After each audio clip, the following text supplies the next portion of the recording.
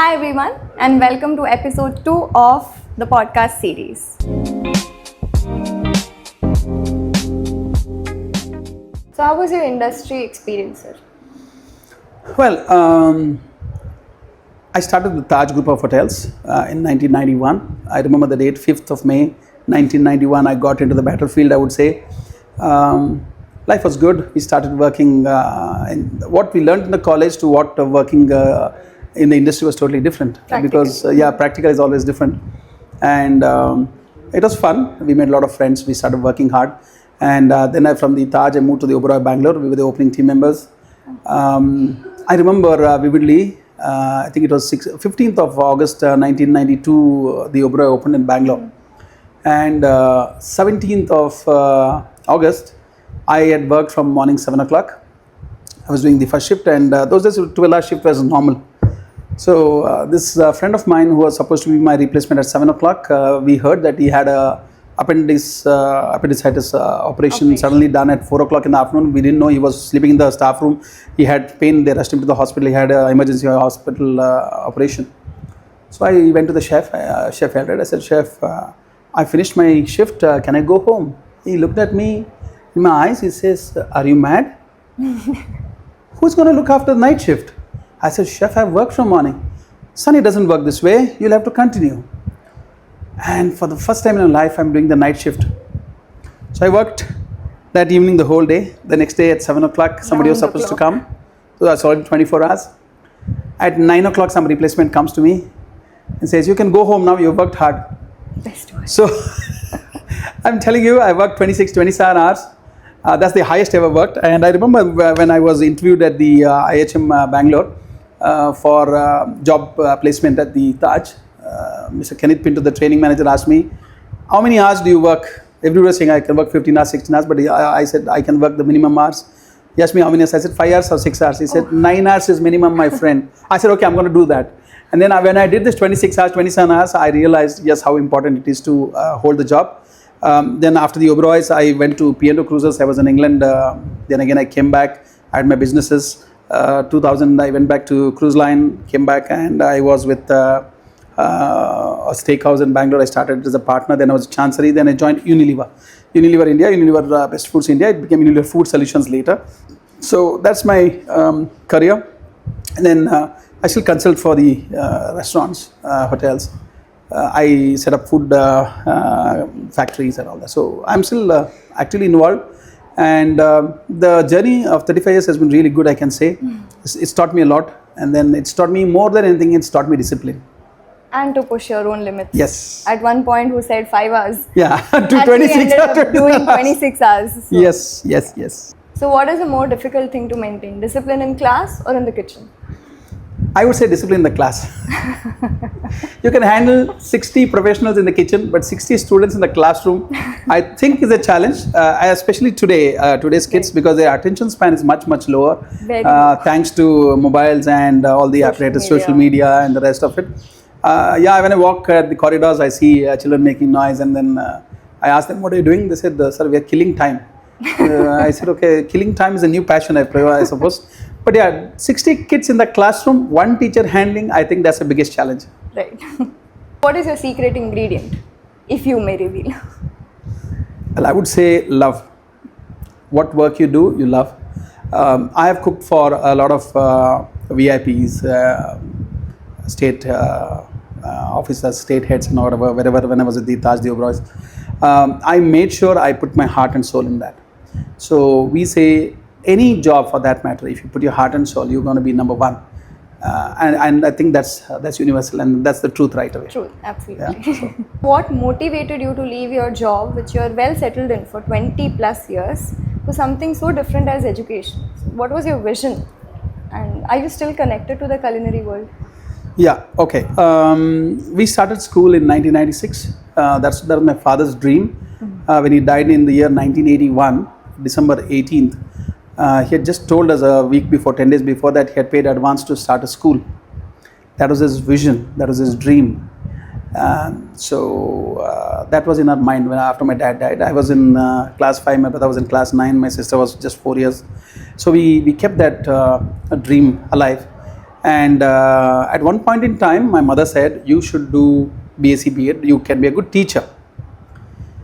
I realized, because those days teachers were not paid very high if you really look at it, unless it was a government job or something else. And then I said to my mother, I said, no, you are a teacher. My dad was already a teacher. I said, no, I would become something else.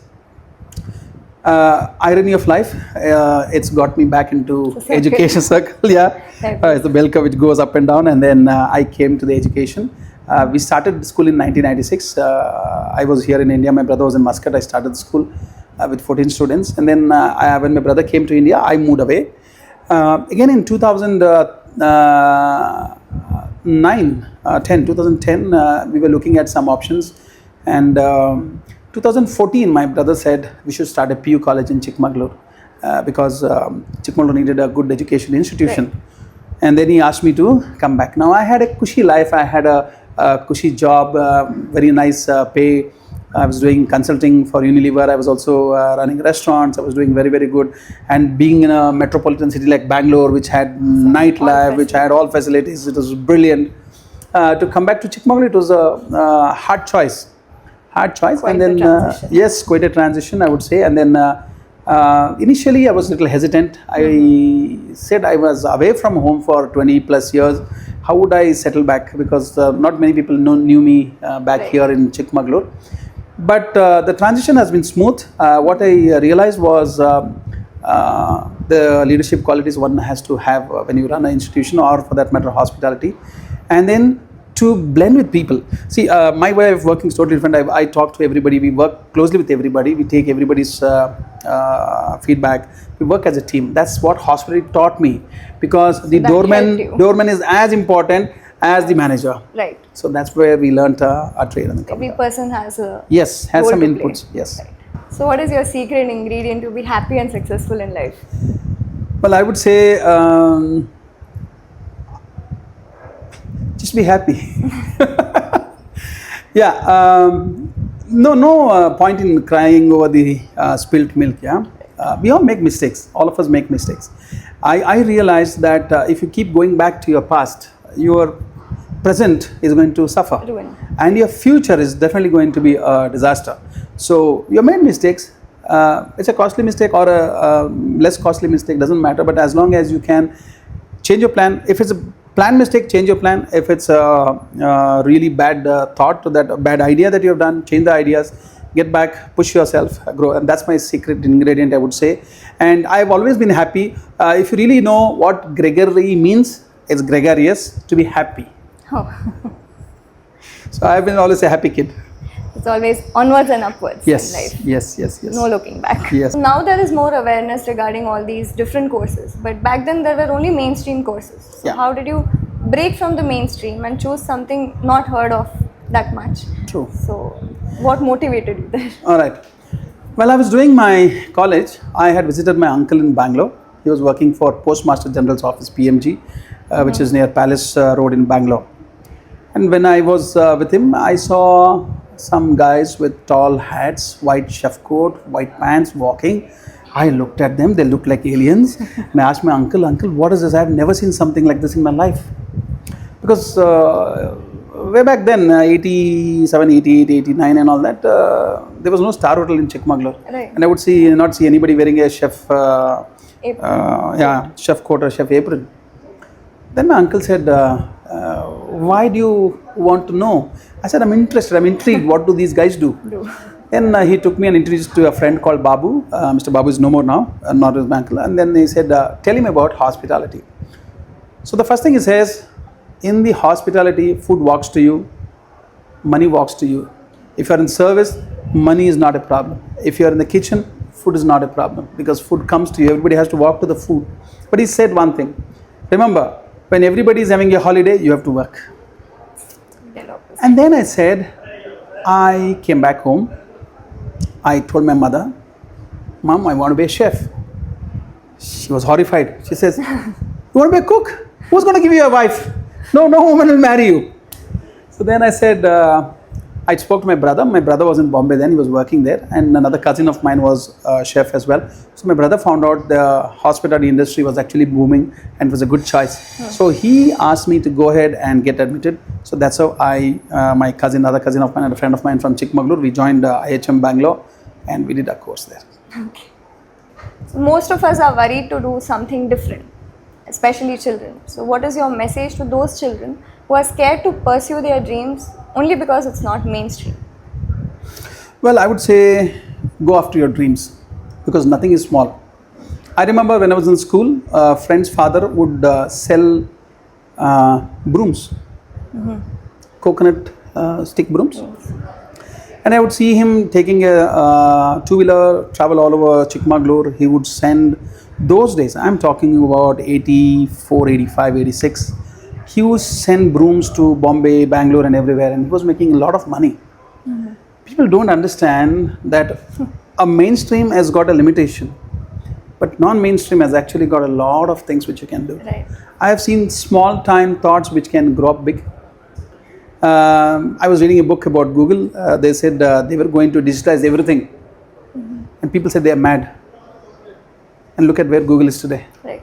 Yeah. So any small idea, I keep telling my students, whenever I speak to the kids, I say, what's your dream? Unfortunately, most of them don't have dreams today. And if they have dreams, it's vague dreams that they want to travel abroad. Yeah, they need to have purpose in life. If the dream is good, I tell, Chikkamagaluru is known for coffee. Do something in coffee. Chikkamagaluru is known for its vegetables, its climate. Do something. Now, hospitality is actually growing. Tourism is another one big thing. In tourism, you can become a top-notch tourist guide. You know, you can take people from Chikkamagaluru, walk up the hill and go to the next town, and you can make money. Take 20 people and without any investment, or take a camper with you, go make money. You can charge 5,000 rupees for 2 nights. People are ready to pay for experiences. I have seen people walk to the restaurants in Bangalore doing food hopping, pub hopping or coffee hopping. Can you believe they have 8 coffees in a morning in Bangalore? And then they understand what is coffee. I would die after 8 coffees for sure because of caffeine, high caffeine. But I'll tell you, the amount of people gather, I think is about 15 to 30 people in each group. They charge about 800 or 600, 800 rupees. They have breakfast somewhere. They keep having coffees, all that. See, it's all non-core business, right, but they make a lot of money. So it's all about creating your own niche. Yes. Before we end this episode, we have a short rapid fire round for you, sir. Sure. Coffee or tea? Coffee. Favorite dish to cook? Anything on a grill. Any meat on a grill. Okay. One thing you can't live without? One thing I can't live without is my veggies. Eat your vegetables. One chef you admire? One chef I admire, there are too many of them, but one chef, Satish Arora, he was a corporate chef at the Taj. Classroom or kitchen, your happy place? Kitchen anytime. A word that describes you best? One word would be difficult, but I would say happy soul. Happy soul. Your mantra for success in one line? Well, nothing happens overnight. There's no shortcut in life. Work hard. Keep it really, like they say, keep it simple and straight. Okay. Thank you, sir. Thank you, sir. It was a great interaction, and I'm sure anybody watching this will go for what they love to do. Yeah, thank you, Jaya. You really pulled out a lot of information from me, and that rapid fire was actually a shocker. I didn't know. I hope I gave what the audience would actually love, and I would tell people, the younger generation, to pursue your dreams and pursue it in the right way, because you can make money, you can have fame, name. I keep telling people, your signature should actually be the dollar next. Thank you. Thank you, sir. To all our viewers, this is your sign to pursue what you want in life without looking back. This is Jaya, signing off. Thank you.